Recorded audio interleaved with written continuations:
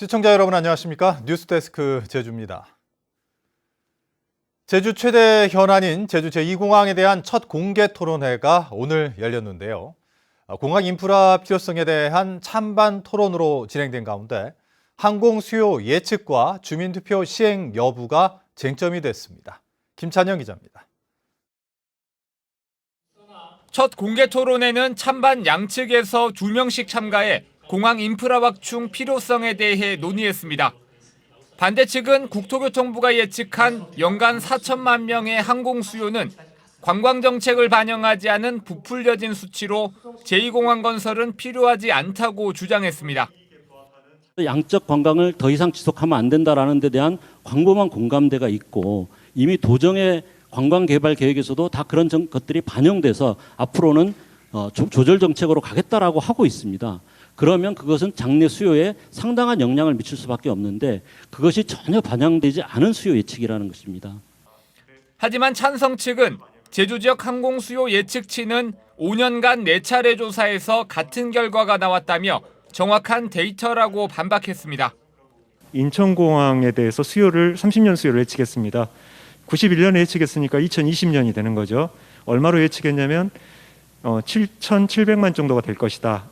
그랬는데 19년 예상을 봤더니 7,100만입니다. 최근 저희의 그 수요 지침이 엄청나게 정교해졌다라는 것을 반증한다고 생각합니다. 주민 수용성과 절차적 정당성 문제도 쟁점이었습니다. 반대 측은 제주 미래를 좌우할 제2공항 건설 여부는 도민 스스로가 결정해야 할 문제라고 주장했지만 국토교통부는 주민투표를 시행하는 것은 법적 근거가 없는 주장이라며 일축했습니다. 이건 왜냐하면 제주도의 운명을 결정하는 거기 때문에 제주도민들이 결정해야 되는 게 맞습니다. 국책사업이지만 중앙정부 예산이 들어간다는 의미일 뿐입니다. 정말 저는 이 자리에서 묻고 싶습니다. 정말 제주도민들이 하지 말자고 해도 제2공항을 그대로 강행할 것입니까? 두 번째로 안전은 저희는 투표 대상이 아니라고 생각합니다. 그리고 세 번째로 지금 적어도 주민투표를 제가 이번에 의뢰한다 그러면 모든 갈등을 겪고 있는 국토부의 SOC 사업들도 전부 주민투표를 해야 됩니다. 그건 좀 어렵습니다. 공개 토론회는 앞으로 3차례 더 열려 현공항의 활용 가능성과 입지 선정의 적절성 등을 논의할 예정입니다. 도의회 갈등 해소 특위가 토론회 결과를 바탕으로 의견 수렴 방식을 결정할 계획이어서 남은 토론회에도 관심이 집중되고 있습니다. MBC 뉴스 김찬현입니다. 제11대 제주도의회 후반기 원구성이 마무리됐습니다. 제주도의회는 오늘 제384회 임시회 2차 본회의를 열어 상임위원회를 구성하고 운영위원장에 민주당 김용범 의원과 문화관광체육위원장에 무소속 안창남 의원을 비롯한 7개 상임위원장을 선출했습니다. 미래통합당이 상임위원장 배분을 놓고 반발했지만 새 특위 구성에 우선권을 주기로 하면서 원구성은 원활하게 이루어졌습니다.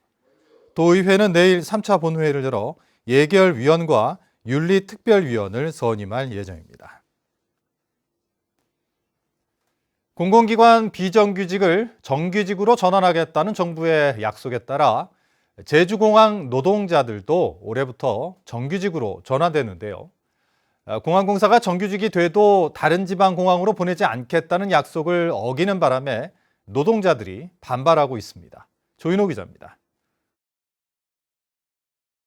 한국공항공사가 지난해 말 정규직 전환 설명회에서 나눠준 홍보 자료입니다. 공항공사가 직접 고용하면 전국 공항을 순환 근무해야 하지만 자회사가 고용하면 채용 공항에서 지속 근무한다고 써 있습니다. 비정규직 노동자들이 직접 고용을 요구하자 자회사 직원이 되는 쪽이 더 낫다며 이렇게 설득한 것입니다. 그런데 정작 올해 초 설립된 자회사가 내민 근로계약서에는 전국의 모든 공항에서 근무할 수 있다는 내용이 들어 있습니다. 노동자들이 근로계약서를 쓰지 않으면 사유서를 요구하거나 징계를 거론하며 독촉하고 있습니다. 전국 공항이 한국 국채지 않습니까?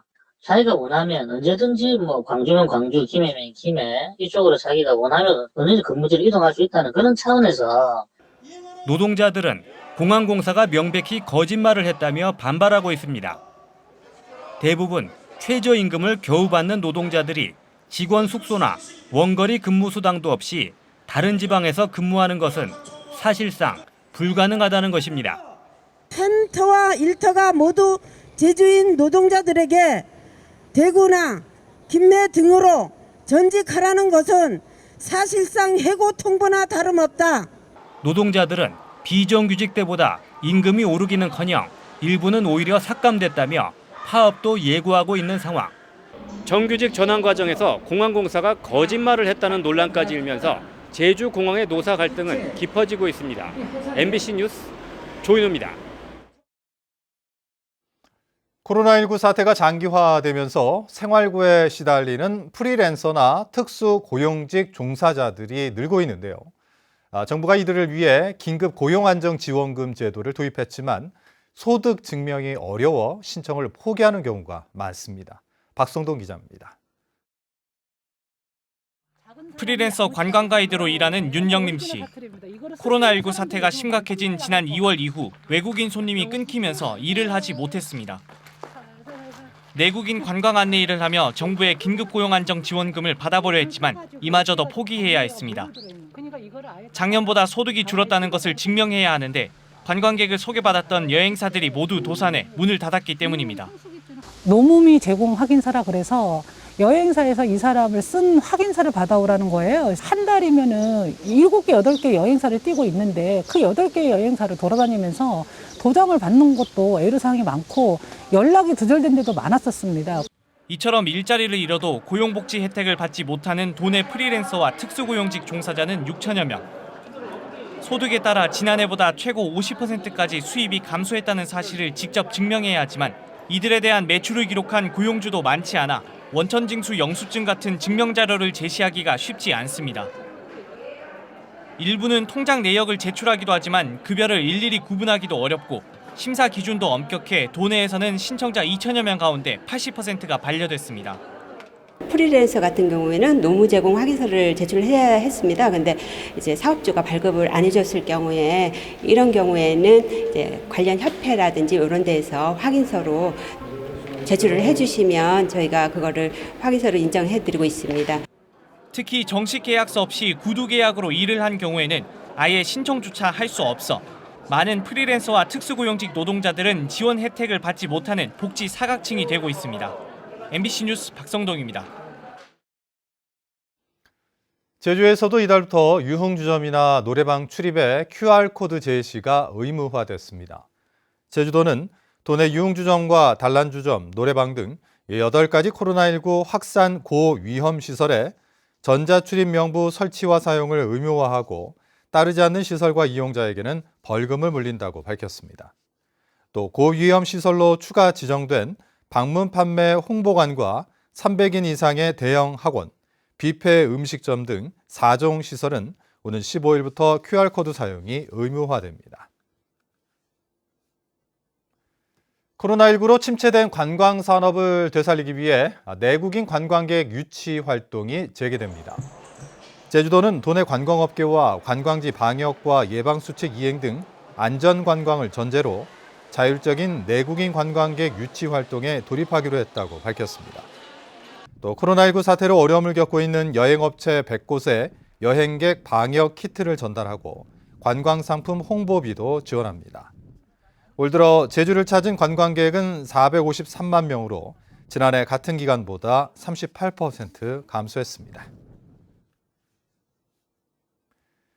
민선 7기 2년 기획 순서입니다. 원희룡 지사는 선거 캠프 관계자에게 어떤 자리나 이해관계를 바라지 않겠다는 서약서를 받을 정도로 인사의 투명성과 자리에 맞는 능력을 강조해 왔는데요.